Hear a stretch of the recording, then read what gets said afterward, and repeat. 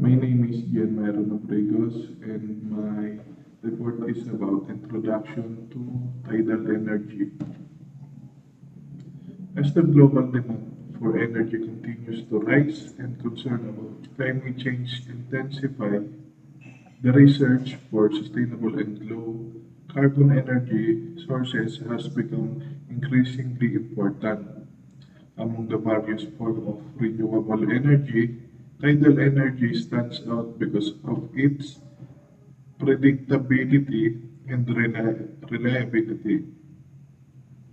Unlike solar or wind energy, ocean tides follow precise and measurable cycles.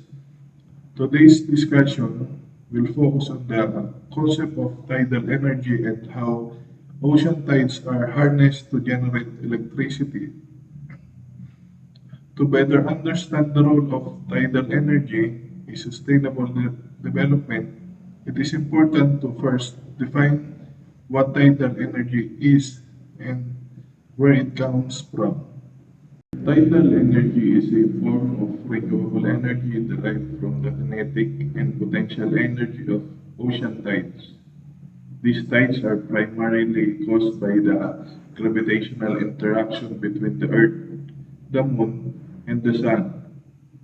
Because tidal movements are governed by celestial mechanics, they occur in regular and predictable patterns, making tidal energy a highly dependable renewable resources. Having defined tidal energy, the next step is to examine how ocean tides themselves are formed. Ocean tides are generated by the gravitational pull of the Moon and to lesser extent the Sun on the Earth's oceans. As the Earth rotates, different coastal areas experience alternating high tides and low tides. The difference in water level between these tides, known as the tidal range, and the speed of moving tidal currents are key factors in determining the potential of tidal energy generation. This moving water contains kinetic energy and potential energy, both of which can be harnessed to generate electricity. With an understanding of how tides form and store energy, we can now explore how this natural movement is converted into usable electrical power. First one is the movement of tides. During high tide and low tide, seawater flows in and out of coastal areas, estuaries, and narrow channels. The stronger the tidal current or the greater the tidal range, the more energy is available. Next is the use of turbines. Tidal energy system place turbines in areas with strong tidal currents. As heavy water flows past or through these turbines, it causes the blades to rotate. Third is energy conservation. The rotating turbines are connected to generators. The mechanical energy produced by the spinning turbines is converted into electrical energy through electromagnetic induction. And lastly, the electricity distribution. The generated electricity is transmitted through underwater cables to the power grid, where it can be used by homes, industries, and institutions. Bago tayo magpatuloy sa discussion ng tidal energy, talakayin muna natin kung ano nga ba ang tide. So, what are tides? Ang tides ay ang regular na pagtaas at pagbaba ng level ng tubig sa dagat. Ibig sabihin, hindi lang basta random ang galaw ng tubig dagat, kundi may pattern ito na paulit-ulit na nangyayari araw-araw dahil sa puwersa ng kalikasan. What are the importance of tides? Mahalaga ang tides dahil may malaking epekto ito sa pangingisda, paglalayag ng mga barko, coastal activities at marine life. Halimbawa, may mga pantalan na nagagamit lang kapag high tide. Where tides occur? Ang tides ay nangyayari sa mga karagatan at mas napapansin ito sa coastlines o mga baybayin kung saan kita talaga ang pag-urong at pagtaas ng tubig. Ngayon naman ay tukuyin natin kung ano ang nagiging sanhi nito at kung bakit ito nangyayari. So, these are the causes of tides. So, una, gravitational pull of the moon. Ang moon ang pinakapangunahing sanhi ng tides dahil ito ang pinakamalapit na celestial body sa Earth. Dahil sa gravity nito, hinihila nito ang tubig dagat kaya nagkakaroon ng pag-ipon ng tubig o bulge. Pangalawa, gravitational pull of the sun. Ang sun ay may epekto rin sa tides, pero mas mahina ito kumpara sa moon dahil mas malayo ito sa Earth. Gayunpaman, nakakadagdag pa rin ito sa galaw ng tubig dagat. Lastly, Earth's rotation. Habang umiikot ang Earth, dumadaan ang iba't ibang lugar sa mga bahagi ng karagatan na may mataas at mababang tubig. Kaya nagkakaroon ng pagbabago sa tide or tide level sa bawat lokasyon. What is high tide and low tide? High tide. High tide ay ang panahon kung saan ang tubig dagat ay nasa pinakamataas na level. Karaniwan itong nangyayari kapag ang isang lugar ay nasa ilalim ng tidal bulge. Low tide naman. Ang low tide naman ay ang panahon kung saan ang tubig dagat ay nasa pinakamababang level nito. Dito makikita ang pag-urong ng tubig sa mga baybayin. Ngayon naman ay ilang beses ka ba nangyayari ang tide sa isang araw? Sa karamihan sa lugar sa mundo, may dalawang high tides at dalawang low tides. Yan ay sa loob ng isang araw. Ito ang tinatawag na semi-diurnal tides. Ngayon naman ay alamin natin kung bakit nga ba mayroon dalawang high tides. Ang unang high tide ay ang high tide on the side facing the moon. Ang unang high tide ay nangyayari sa side ng Earth na nakaharap sa moon. Dito, malakas ang gravitational pull ng moon kaya hinihila nito ang tubig papunta sa kanya na nagsasanhi ng bulge. Pangalawa naman ay ang high tide on the opposite side of the Earth. Ang pangalawang high tide ay nangyayari sa kabilang side ng Earth. Ito ay dahil sa inertial o centrifugal force habang umiikot ang Earth at Moon sa iisang center of mass.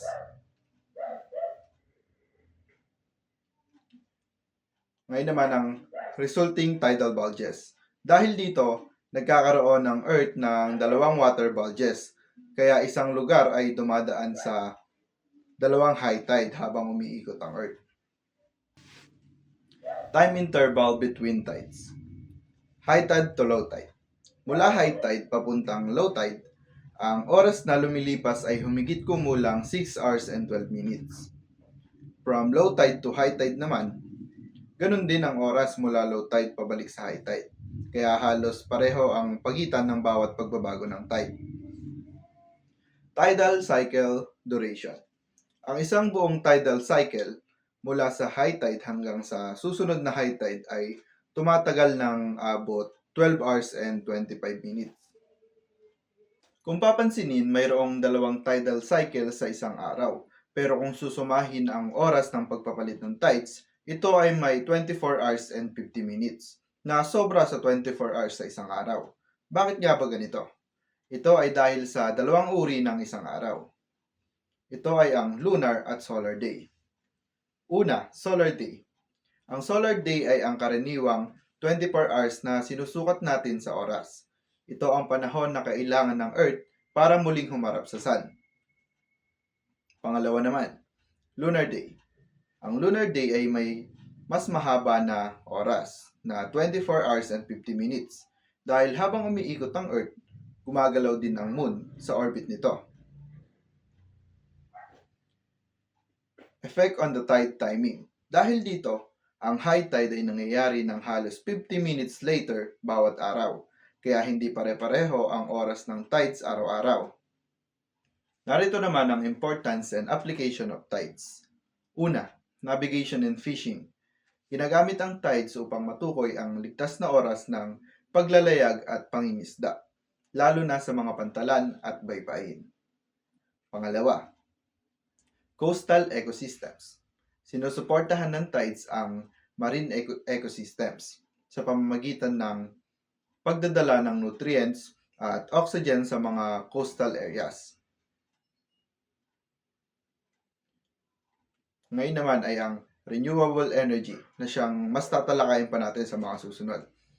Ito ay ang galaw ng tides ay maaari ring gamitin bilang renewable energy source, kung saan ang kinetic energy ng tubig ay ginagawang kuryente. In this report, I will discuss how tidal energy works, focusing sa science behind sa tides and paano yung natural movement ng water ay nako-convert sa electrical energy. Tidal energy stands out dahil ito ay highly predictable and reliable.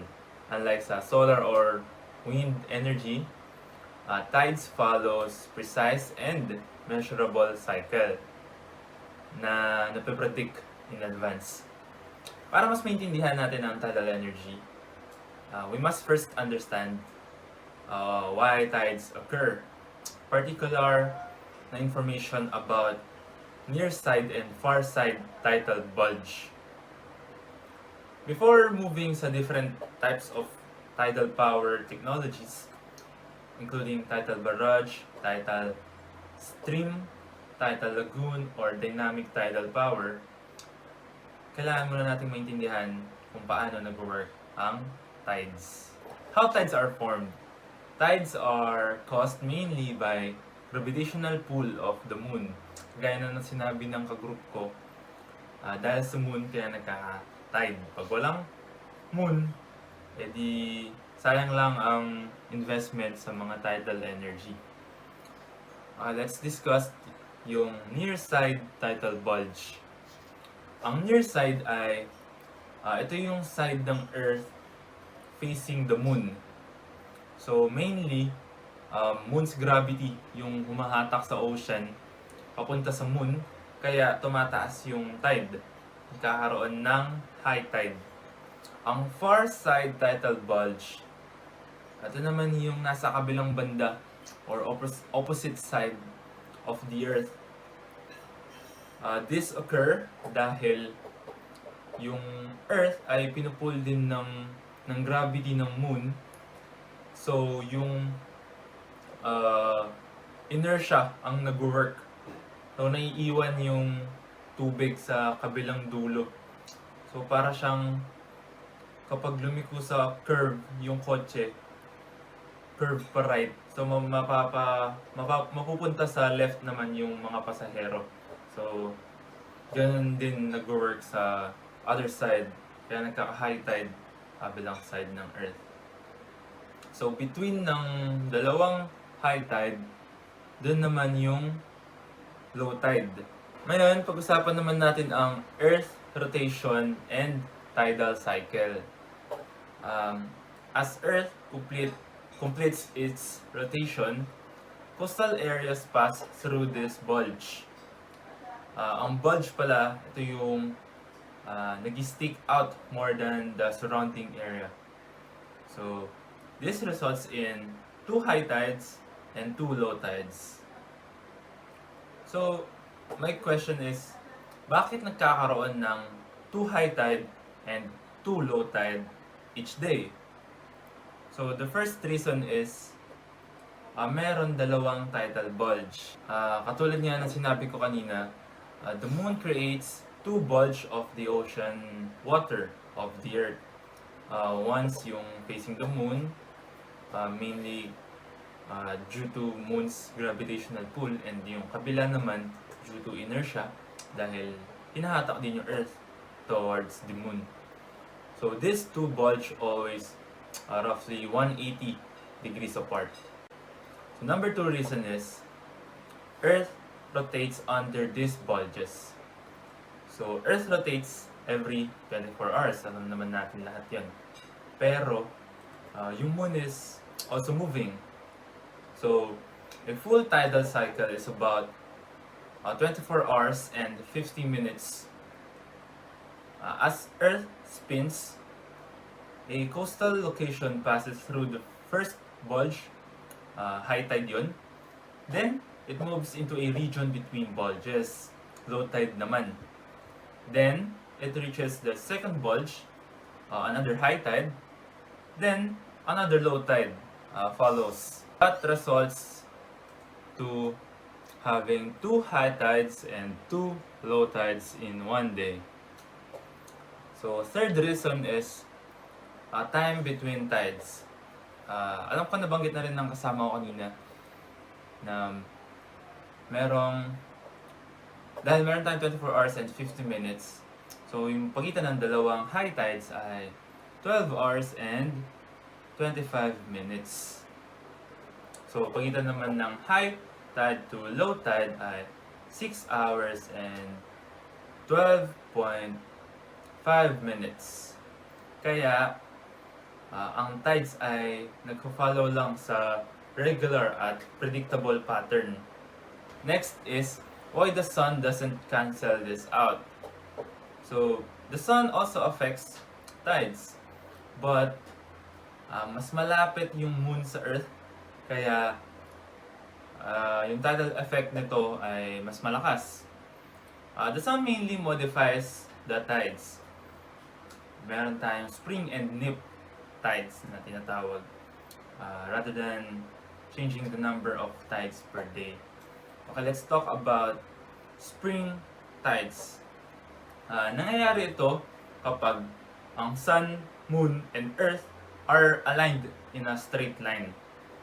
Nangyayari ito tuwing new moon or full moon. This happens dahil yung gravitational pull ng moon and ng sun ay nagko-combine. Nagkikreate ito ng larger tidal range. This results to higher tides than normal. So yung high tide natin, mas may high tide pa.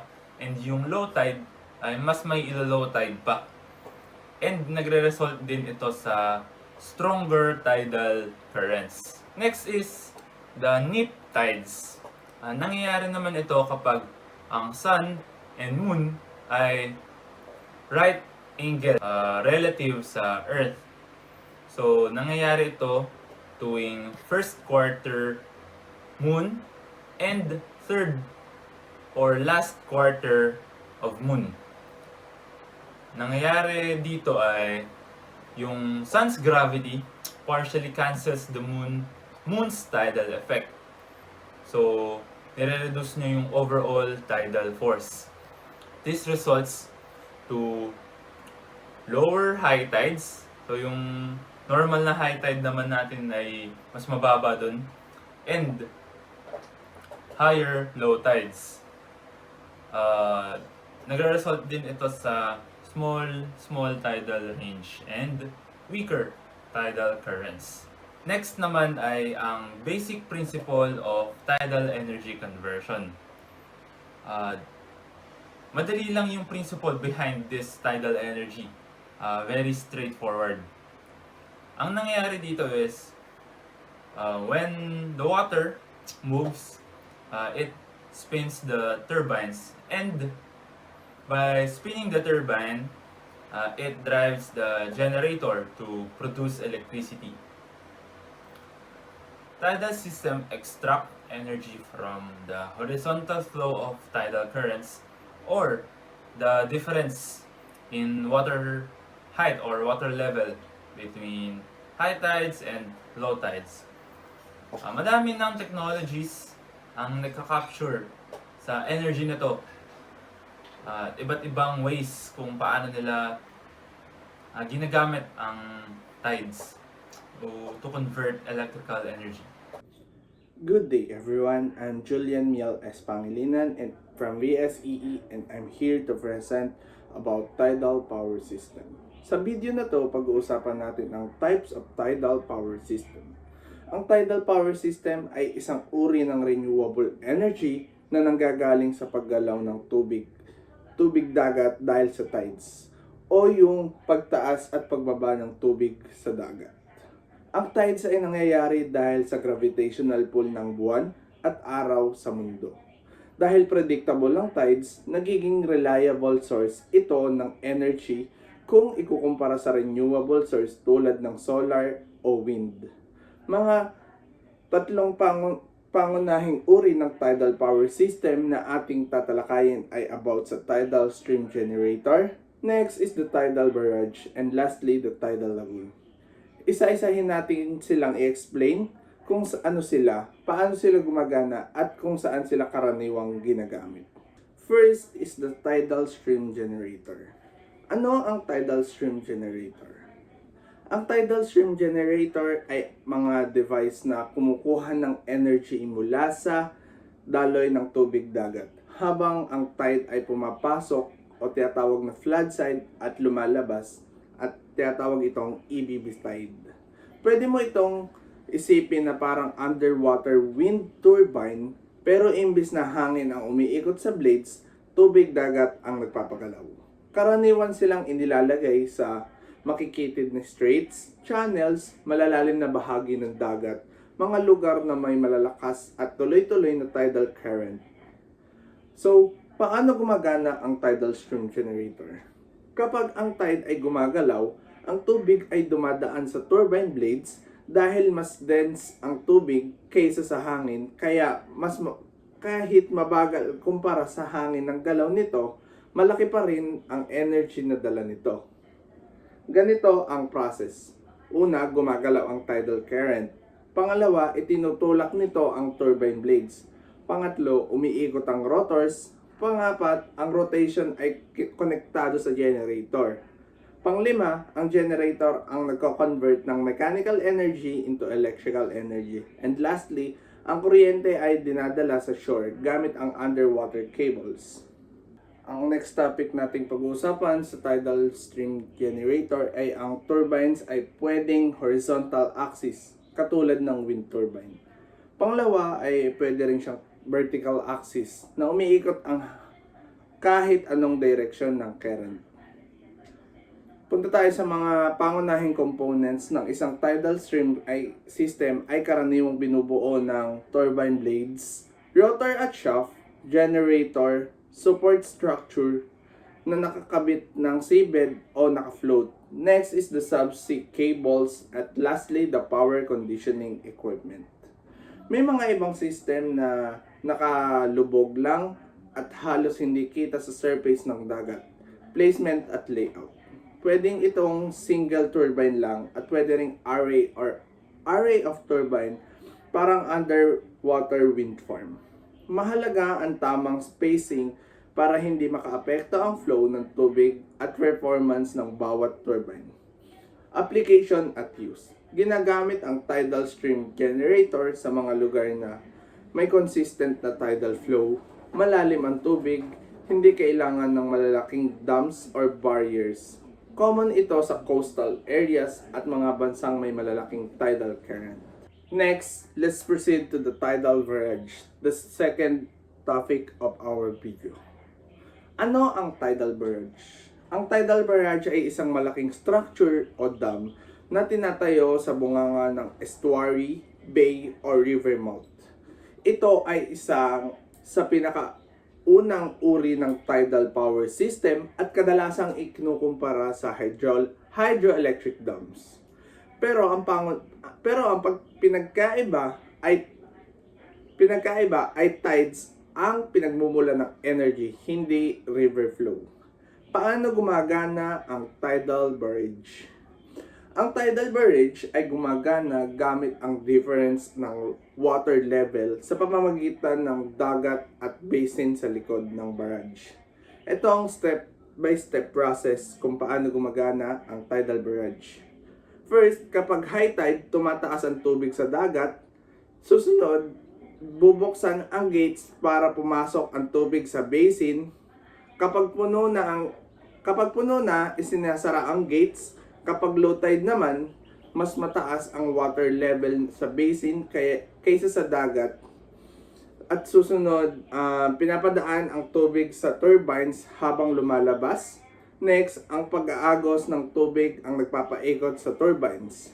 Next, ang turbines ay konektado sa generator na gumagawa ng kuryente. May ibang tidal barrage na gumagawa ng kuryente kapag papasok ang tides. Meron ding gumagawa kapag palabas ang tides. Tinatawag itong two-way generator. Ito naman ang mga pangunahing bahagi ng tidal barrage. Karaniwang components ng tidal barrage ay barrage wall or dam. Next is the sluice gate, yung humaharang ng tubig, papasok at palabas ng dam. Next is the turbines na nagpapaikot sa shaft. Next is the generator na nagko-convert ng mechanical into electrical. Next is the control system. Lastly, the transmission lines. Ang turbine ay kadalasang low head turbine. Designed para gumana ito kahit maliit ang height difference ng tubig. Punta tayo sa structural design. Ang tidal barrage ay fixed structure, malawak at mahaba, matibay para kayanin ang pressure ng tubig at tides. Ginagawa ito gamit ang concrete, steel reinforcement at heavy-duty mechanical system. Let's proceed to the operational characteristic. Ang electric generator ay nakadepende sa tidal cycle. Karaniwang may dalawang generator period sa isang araw at controlled ang flow ng tubig gamit ang gates. Dahil dito, ang output ay scheduled at hindi random. Let's proceed to the last topic of our video, which is the tidal lagoon. Ano ang tidal lagoon? Ang tidal lagoon ay parang artificial enclosed body of water na ginagamit sa baybayin o malapit sa dagat. Hindi tulad ng tidal barrage na humaharang sa buong estuaries, ang tidal lagoon ay independent enclosure na pwedeng bilog o pahaba ang hugis. Paano gumagana ang tidal lagoon? Ang principle ay halos kapareho ng tidal barrage, pero mas flexible ang design. Ganito ang proseso. Una, kapag high tide, pinapasok ang tubig sa lagoon. Pangalawa, kapag puno na, isinasara ang gate. At pangatlo, kapag bumababa na ang tide sa labas, mas mataas ang tubig sa loob ng lagoon. Next step is, ang tubig ay pinapadaan sa turbines palabas. Umiikot ang turbines at nako-convert ang generator ay gumagawa ng kuryente. Pwede ring two-way generator or controlled timing ng power output. Ito ang mga bahagi ng tidal lagoon system. First, the lagoon wall or embankments. Next is the inlet and outlet gates. Next, the turbine. Next, the generator. Next is the control and monitoring system. And lastly, the electrical transmission system.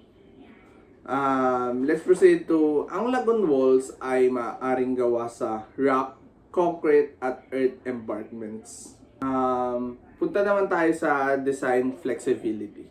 Isa sa pinaka-importanting concept ng tidal lagoons ay design flexibility. Pwedeng itayo offshore. Hindi kailangang harangin ang river system at pwedeng idisenyo ayon sa shape ng coastline. Ang laki ng lagoon ay nag-iiba depende sa tidal range, power requirements at location. Next, the operational characteristic. Ang tidal lagoon ay gumagana base sa tidal cycle. May controlled flow ng tubig at pwedeng i-adjust ang timing ng generation. Dahil dito, mas madaling i-integrate sa power grid kumpara sa ibang tidal power system. Let's proceed to the comparison sa concept level. Kung ikukumpara sa concept, ang tidal stream generator ay direct use ng moving water. Ang tidal barrage naman ay gumagamit ng water level difference sa estuary. At ang tidal lagoons ay enclosed water bodies na gumagamit din ng tidal height difference. Lahat sila ay gumagamit ng predictable tidal motion, nagko-convert ng mechanical energy into electrical energy, at nakadepende sa tidal cycles ng mundo. Sa kabuuan, ang tidal power system ay isang mahalagang bahagi ng renewable energy technologies. May tatlong pangunahing uri. Ang tidal stream generator na parang underwater wind turbines. Ang tidal barrage naman ay katulad ng hydroelectric dam sa estuaries. At ang tidal lagoons na artificially enclosed tidal basin. Bagamat magkakaiba ang kanilang design at operation, iisa ang prinsipyo at gamit ang natural na galaw ng tides para makagawa ng kuryente. Ang Siwa Lake Tidal Power Station na matatagpuan malapit sa Seoul, South Korea ay kasalukuyang pinakamalaking tidal power plant sa buong mundo na may kapasidad na 254 megawatts at nagsimulang ma-operate noong 2011. Ang planta na ito ay itinayo gamit ang isang umiiral na seawall na dati ay para sa flood control at land reclamation. Sa halip na magtayo ng bagong dam, ginawang power generating structure ang seawall, kaya mas environment friendly at mas cost effective ang proyekto. Gumagana ang planta sa pamamagitan ng pagpasok ng tubig dagat sa mga turbine tuwing high tide o papasok na alon. Bukod sa paggawa ng kuryente, malaki rin ang naitulong nito sa pagbuti ng kalidad ng tubig sa Siwa Lake dahil sa mas maayos na sirkulasyon ng seawater. Mahalaga ang proyekto na ito sa renewable energy goals ng South Korea sa pagbawas ng carbon emission. Ang Rance Tidal Power Station sa France ay isa sa mga pinamaagang large-scale tidal power project sa mundo. Mayroong itong capacity na 240 megawatts at na-commission noong 1966 at hanggang ngayon ay operational pa rin. Matatagpuan ito sa Rance River estuary sa Brittany, kung saan sinasamantala ang malaking tidal range ng lugar para mapagenerate ng kuryente mula sa both incoming at outgoing tides. Pinatunayan ng planta ito na ang tidal power ay reliable sa long-term at low-maintenance. Ang Annapolis Royal Generating Station ay matatagpuan sa Bay of Fundy sa Nova Scotia, isang lugar na kilala sa pagkaroon ng pinamataas na tidal range sa buong mundo. Mayroong itong capacity na 20 megawatts at nagsimulang mag-operate noong 1984. Gumagamit ang planta na ito ng isang malaking turbine para makagawa ng kuryente mula sa galaw ng tubig dagat. Kahit mas maliit ito kumpara sa ibang tidal power stations, naging importanteng bahagi ito sa development ng tidal power technology sa North America. Nag-provide din ito ng valuable data tungkol sa turbine performance at sa mga environmental impacts, lalo na sa fish migration at sediment movement ng dagat. Ang Makin Tidal Power Project sa Scotland ay isa sa mga pinaka-advanced na tidal stream project sa buong mundo. Mayroong itong capacity na 6 megawatts at nagsimulang mag-operate noong 2017. Hindi tulad ng tidal barrage, gumagamit ang Makin ng underwater turbines na inilalagay sa seabeds. Ang principle na ito ay kagaya ng wind turbines pero ang source ng energy ay ang ocean currents. Dahil dito, minimal lang ang visual impact at hindi na maabala ang natural flow ng tubig dagat. Nisenyo ang proyekto na ito para sa future expansion at ipinapakita dito kung paano pwedeng i-integrate ang tidal energy sa modern power grid na may minimal environmental impact. Ang Jiangsha Tidal Power Station sa Zhejiang Province, China ay isa sa mga pinakamaagang tidal energy projects ng bansa. Ito ay na-commission noong 1980 at may capacity na 3.2 megawatts. Binubuo ito ng maraming maliliit na turbines na naka-install sa isang tidal barrage. Bukod sa electricity generation, ginagamit din ang plantang ito para sa research, testing, at technology development. Malaki ang naitulong ng Jiangsha Project para magkaroon ang China ng early experience sa tidal power engineering at nagsilbi itong foundation para sa mga malawak na renewable energy research ng bansa. So let's talk about advantages and disadvantages of tidal energy. So ang tidal energy ay isang uri ng renewable energy na nagmumula sa galaw ng tubig ng dagat, lalo na sa high tide at low tide.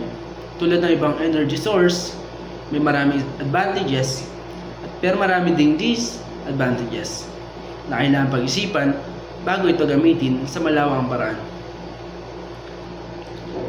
So unahin natin ang mga advantages of tidal energy. Una, ang tidal energy ay renewable. Ibig sabihin, hindi ito naubos. Hanggat umikot ang Earth at may Moon, patuloy na nagkakaroon ng tides. Hindi tulad ng fuels, tulad ng coal, oil at gas, pwedeng maubos sa paglipas ng panahon. Dahil dito, ang tidal energy ay pangmatagalang solusyon sa energy problem ng mundo. Ikalawa, ang tidal energy ay may zero carbon emission habang gumagawa ng kuryente. Kapag ang tidal power plant ay nag-ooperate, wala itong inilalabas na usok ang greenhouse gases tulad ng carbon dioxide. Malaking tulong ito sa pagbawas ng climate change at global warming. Lalo sa ngayon, isa to sa pinakamalaking problema ng mundo. Pangatlo, ang tidal energy ay predictable. Hindi tulad ng solar energy na umaasa sa sikat ng araw o wind energy na nakadepende sa lakas ng hangin. Ang tides ay madaling hulaan. Alam ng scientists kung kailan ang high tide at low tide dahil sumusunod ito sa regular cycle ng moon. Dahil dito, mas madali ang planning ng power generation at mas stable ang supply ng kuryente. Ikaapat, ang tidal energy ay may high power output dahil ang tubig ay mas dense kaysa sa hangin, 800 times na mas dense. Mas malaki ang purse nito. Ibig sabihin, kahit mabagal ang galaw ng tubig, malaki pa rin ang energy na nalilikha. Ang isang tidal turbine ay pwedeng magawa ng mas maraming kuryente kumpara sa wind turbine na pareho ang laki. At ikalima, ang tidal power plant ay matibay at pangmatagalan. Kapag naitayo ang isang tidal barrage o tidal stream generator, pwede itong tumagal ng maraming dekada. Halimbawa, ang Rance Tidal Power Station sa France ay gumagana pa rin hanggang sa ngayon kahit itinayo ito noong 1966. Ibig sabihin, kahit matagal, mahal, sa simula bumabaw ito sa long-term use. Dumako naman tayo sa mga disadvantages of tidal energy. Una, ang tidal energy ay may limited installation site. Hindi lahat ng lugar ay pwedeng pagtayuan ng tidal power plant. Kailangan itong itayo sa coastal areas at sa mga lugar na may malaking diferensya sa taas ng high tide at low tide. Dahil dito, unti lang ang mga bansa na talagang angkop para sa tidal energy, kaya mahirap itong patupad sa buong mundo. Ikalawa, ang tidal energy ay napakamahal pagdating sa initial cost. Ang mga tidal turbines at barrage ay kailangang sobrang tibay dahil malakas ang pressure ng tubig dagat. At maaaring magdulot ng corrosion. Dahil dito, mas mahal ang paggawa at pag-install kumpara sa wind, solar power plants. Halimbawa, ang Rance Tidal Power Station inabot ng ilang dekada bago mabawi at ang mga nagastos sa paggawa nito. Ikatlo, may environmental effects ang tidal energy, lalo na sa tidal barrage. Ang pagtatayo ng tidal barrage ay maaaring magbago sa natural na daloy ng tubig sa estuaries. Dahil dito, mas maaaring maapektuhan ang mga marine life tulad ng isda, shellfish at iba pang organismo. Maaari rin maistorbo ang kanilang spawning at migration patterns. Kaapat, ang mga underwater turbines ay may posibilidad na masama sa marine animals. Tulad ng wind turbines na pwedeng maapatay ng ibon, ang tidal turbines ay pwedeng masama sa malalaking isda at sea mammals. Kahit mas maliit ang epekto nito kumpara sa barrage, isa pa rin itong seryosong concern sa environmental protection. At ikalima, May mga kaso rin na ang tidal power projects ay nagdulot ng polusyon.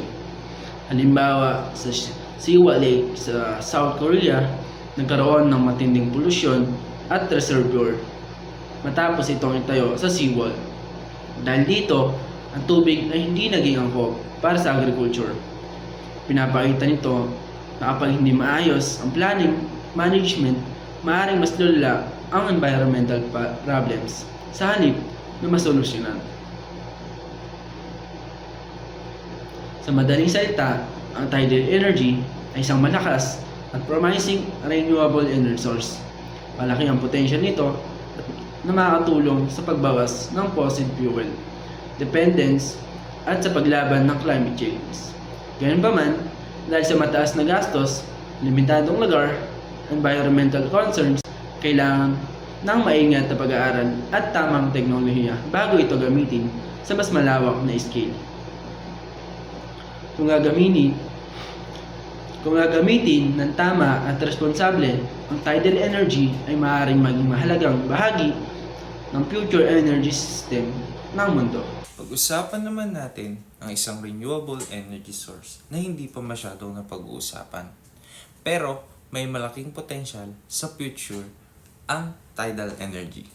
Habang patuloy na tumataas ang demand sa kuryente at lumalala ang epekto ng climate change, naghahanap ang mundo ng mas malinis, mas sustainable at mas reliable na energy sources. Isa sa mga promising solutions ay ang tidal energy na galing mismo sa natural na galaw ng karagatan.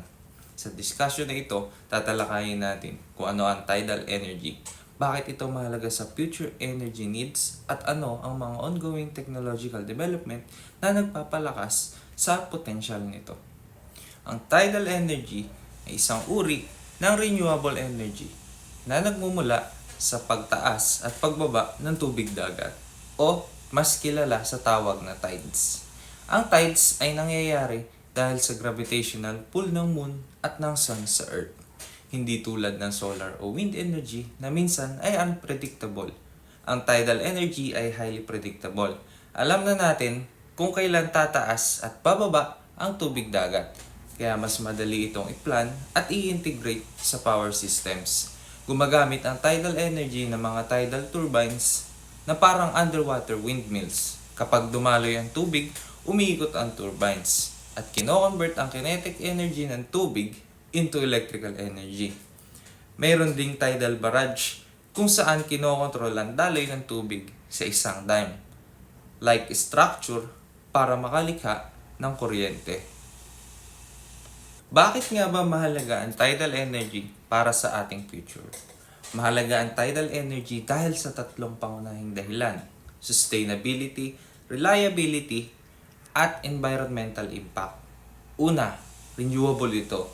Hanggat may buwan at karagatan, hindi mauubos ang tidal energy. Pangalawa, consistent at predictable ang output nito. Kaya pwede itong magsilbing baseload power o kuryente na tuloy-tuloy ang supply. Pangatlo, once na na-install na ang tidal energy systems, halos zero carbon emissions ang operation nito. Malaking tulong ito sa pagbawas ng greenhouse gases at sa mga pag-combat ng climate change. Lalo itong mahalaga para sa mga coastal countries at island nations kung saan malaki ang access sa karagatan pero limitado ang fossil fuel resources. Sa future energy mix, may kakayahan ng tidal energy na mag-supply na significant portion ng electricity demand. Lalo na sa coastal regions, hindi man ito agad mapapalitan ng fossil fuels, pwede itong magsilbing support system kasama ng solar, wind at hydropower. Dahil predictable ang tides, pwede itong gamitin para i-balance ang fluctuation ng ibang renewable resources.